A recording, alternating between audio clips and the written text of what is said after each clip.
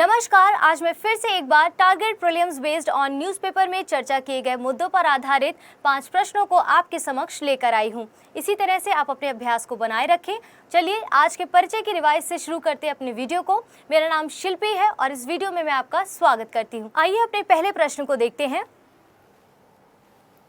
5G technology के संदर्भ में निम्नलिखित कथनों पर हमें विचार करना है।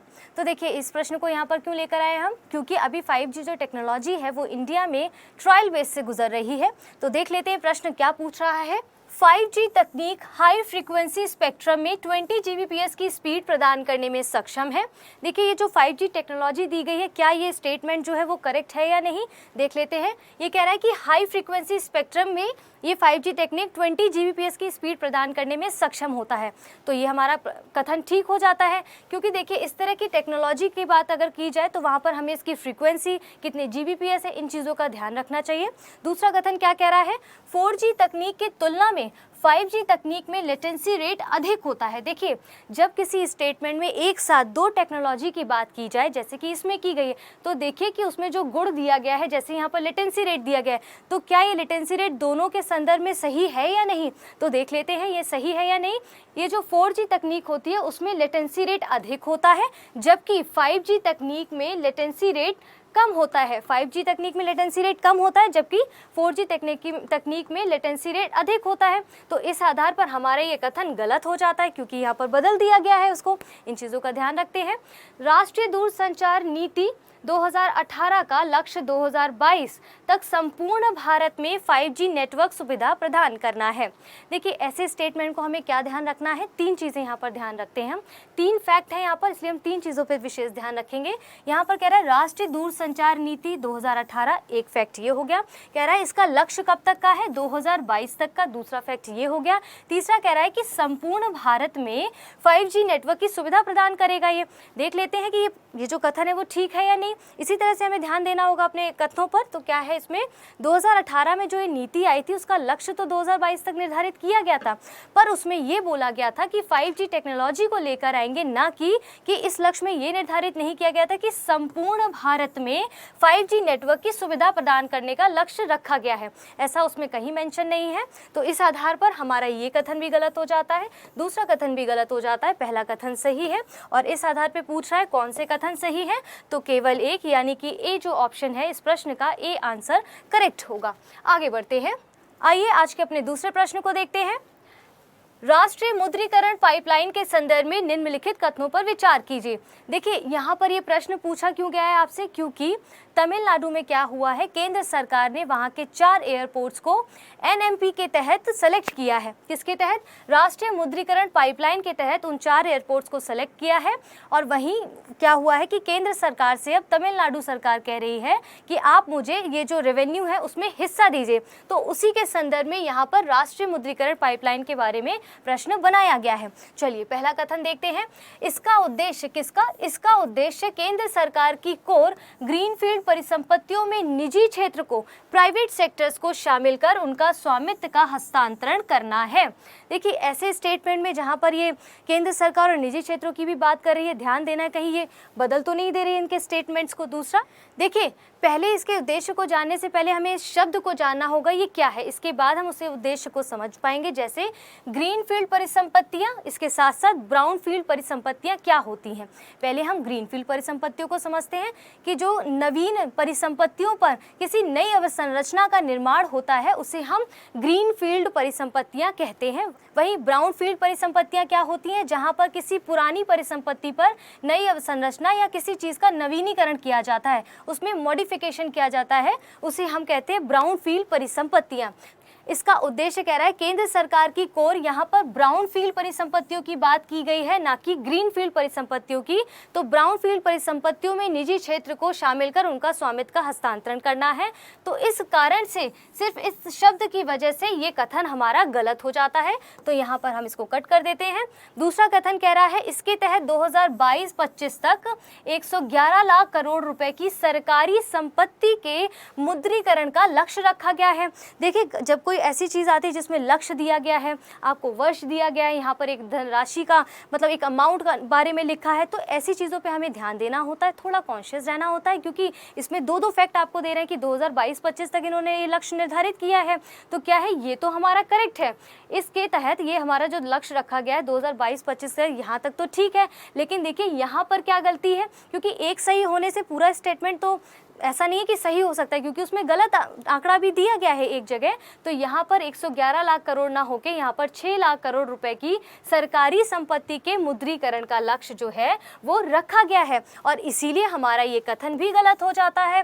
पूछ रहे हैं उपयुक्त कथनों में से कौन से कथन सही है, तो हमारा कौन सा कथन सही है इसमें, ऑप्शन डी, यानी कि ना तो 1 ना तो 2।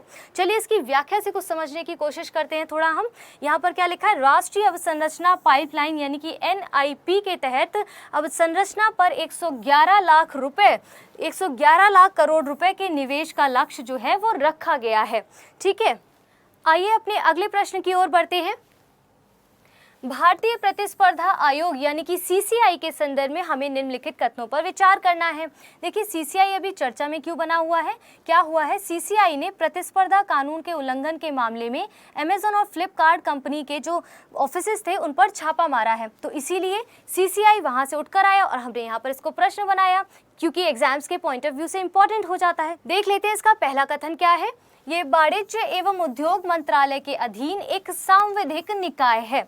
देखिए पहले स्टेटमेंट से क्या समझ आता है कि जब इस तरह के कोई आयोग वगैरह दिए जाएं और वहां पर आपको मंत्रालय भी दिया जाए और ये बोला जाए ये सांविधिक है या संवैधानिक निकाय है, तो इन चीज़ों पे हमें ध्यान देना होगा, क्योंकि यहाँ पर दोनों चीज़ें फैक्ट के बारे में बता रहा है। क्योंकि मंत्रालय पता होना चाहिए कि कौन सा आयोग किस मंत्रालय के अंतर्गत आता है। जैसे इसमें दिया है वाणिज्य एवं उद्योग मंत्रालय के अधीन एक सांविधिक निकाय है, जबकि ये तो सही है कि एक सांविधिक निकाय है, लेकिन ये गलत है, क्योंकि यहाँ पर वाणिज्य एवं उद्योग मंत्रालय के अधीन नहीं है ये, बल्कि कॉर्पोरेट कार्य मंत्रालय के अंतर्गत ये आता है निकाय। तो इस आधार पर ये कथन हमारा गलत हो जाता है।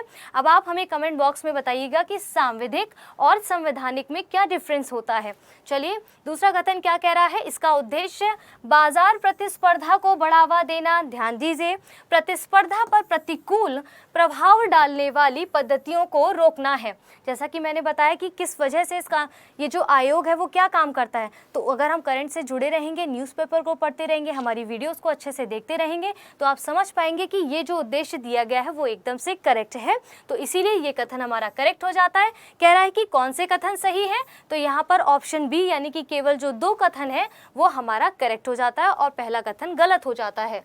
चलिए आज के अपने अगले प्रश्न की ओर बढ़ते हैं। हाल ही में सुर्खियों में रहा पद इमरजेंसी यूज ऑथराइजेशन क्या है।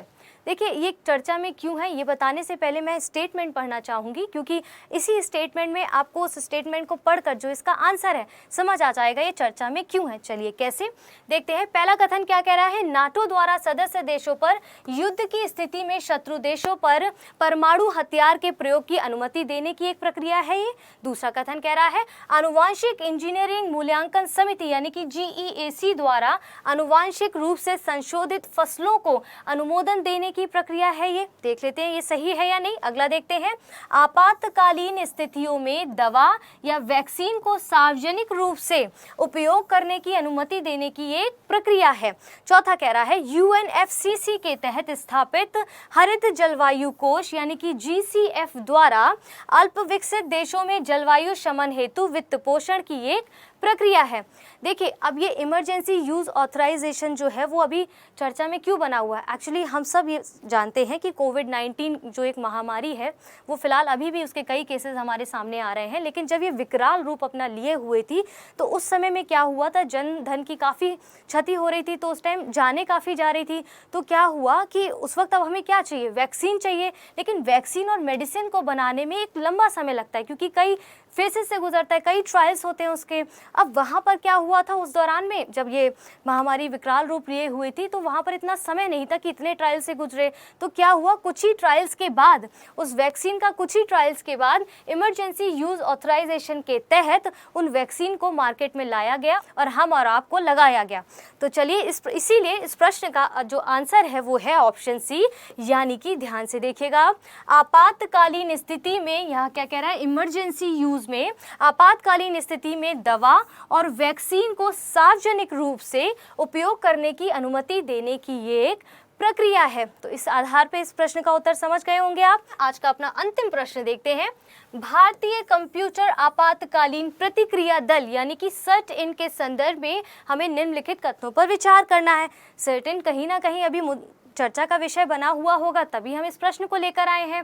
तो देखिए मैम क्या करती हैं, मैम इससे पहले जो वीडियो आता है प्राची मैम का, उसमें वो सारे टॉपिक्स को बहुत अच्छे से समझाती हैं। तो अगर आप उस वीडियो को देख रहे होंगे, अच्छे से समझ रहे होंगे, तभी इन प्रश्नों को भी समझ पाएंगे, इन प्रश्नों को अच्छे से अटेम्प्ट कर पाएंगे, अभ्यास करते रहेंगे इस चीज़ का तो और अच्छे से समझ पाएंगे चीज़ों को। तो इसीलिए उस टॉपिक से इस प्रश्न को यहाँ लेकर आया गया है। देखिए प्रश्न क्या कह रहा है।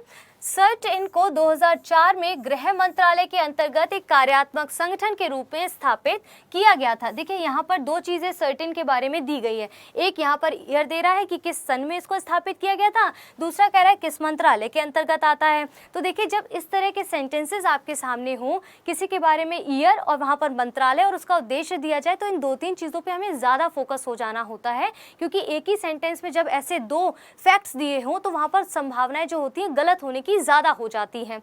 तो ठीक है, तो ऐसे अभ्यास से ही आप इन चीज़ों को समझ पाएंगे। तो देखिए ये सही है या नहीं देख लेते हैं। यहाँ से जो हमारा कथन है सर्ट-इन को 2004 में, ये तो करेक्ट है, पर क्या सिर्फ इतना करेक्ट होने से हमारा कथन सही हो जाएगा? नहीं, हमें पूरा देखना है। क्या कह रहे हैं कि गृह मंत्रालय के अंतर्गत एक कार्यात्मक संगठन के रूप में इसको स्थापित किया गया, जबकि ये गृह मंत्रालय के अंतर्गत नहीं बल्कि किस मंत्रालय के अंतर्गत किया गया था? इलेक्ट्रॉनिक और सूचना मंत्रालय के अंतर्गत इसको एक कार्यात्मक संगठन के रूप में स्थापित किया गया था। इस प्रश्न के दूसरे कथन को देखते हैं। हाल ही में सर्ट-इन ने केवल सरकारी संगठनों के लिए, यहाँ पर ध्यान दीजिएगा, सरकारी संगठनों के लिए साइबर घटना का पता लगाने के 6 घंटे के भीतर रिपोर्ट करना अनिवार्य कर दिया है। देखिए इस स्टेटमेंट में क्या दिया है, सर्ट-इन ने केवल सरकारी संगठनों। अब आप देखिए यहाँ पर मैंने आपको कल भी बताया था कि जब एकमात्र जैसे, केवल जैसे, ओनली हो गया, ऐसे एक्सट्रीम वर्ड दिए गए हों, वहाँ पर हमें थोड़ा सा चौकन्ना रहना पड़ता है, क्योंकि ऐसे स्टेटमेंट्स की गलत होने की संभावनाएं ज़्यादा बढ़ जाती हैं जहाँ पर एक्सट्रीम शब्दों का इस्तेमाल किया गया हो, जैसे केवल सरकारी संगठनों के लिए साइबर घटना का पता लगाने के 6 घंटे के भीतर रिपोर्ट करना इत्यादि इसमें कहा गया है अनिवार्य होता है, जबकि ये कथन गलत है। क्यों गलत है? मैंने आपको बताया, यहाँ पर ऐसे शब्द का प्रयोग करके सिर्फ सरकारी संगठनों की बात की, जबकि ऐसा नहीं है। अभी देखते हैं सही क्या है, इसलिए हमारे ये दोनों कथन गलत हो जाते हैं। पूछ रहा है कौन से कथन सही है, भाई हमारे तो दोनों कथन गलत है। तो इस हिसाब से इस प्रश्न का उत्तर होगा ऑप्शन डी, यानी कि ना तो एक ना ही दो। आइए व्याख्या से इसको थोड़ा और डिटेल में समझते हैं। क्या कह रही है व्याख्या कि हाल ही में सर्ट-इन ने सभी सेवा प्रदाताओं, यहाँ पर क्या लिखा है, सभी सेवा प्रदाताओं, बिचौलियों, डेटा सेंटर प्रदाताओं और कॉरपोरेट्स के साथ साथ सरकारी संगठनों के लिए, देखिए सरकारी संगठनों के साथ साथ कितने नाम यहाँ दिए गए हैं, सरकारी संगठनों के लिए साइबर घटना के पता लगने के 6 घंटे के भीतर रिपोर्ट करना अनिवार्य कर दिया गया है। देखिए ये तो आपके सारे प्रश्न रहे। यहाँ पर जो भी हम प्रश्न लेकर आते हैं उनका उद्देश्य आपको उसकी प्रकृति बताना तो होता ही है उन प्रश्नों की, साथ साथ आपको ये भी बताना होता है कि किस तरह से प्रश्न पूछे जा रहे हैं, और उसके अलावा भी आप अपने टॉपिक्स अगर कोई पढ़ रहे हैं तो उसमें किन किन चीज़ों पर आपको ध्यान रखना होगा। उन चीज़ों का ध्यान रखेंगे तो समय भी बचेगा हमारा, और एग्जैक्टली जो हमें पढ़ना है हम उस पर फोकस भी कर पाएंगे। तो चलिए इसी के साथ आज की इस वीडियो को मैं यहीं समाप्त करती हूँ। आशा करती हूँ आज का ये वीडियो आपको अच्छे से समझ आया होगा। आप अपने सुझाव हमें हमारे कमेंट बॉक्स में दे सकते हैं। हमारी वीडियो को लाइक करें, हमारे चैनल को सब्सक्राइब करें और अपने दोस्तों के साथ इन वीडियोस को ज़्यादा से ज़्यादा शेयर करें। धन्यवाद।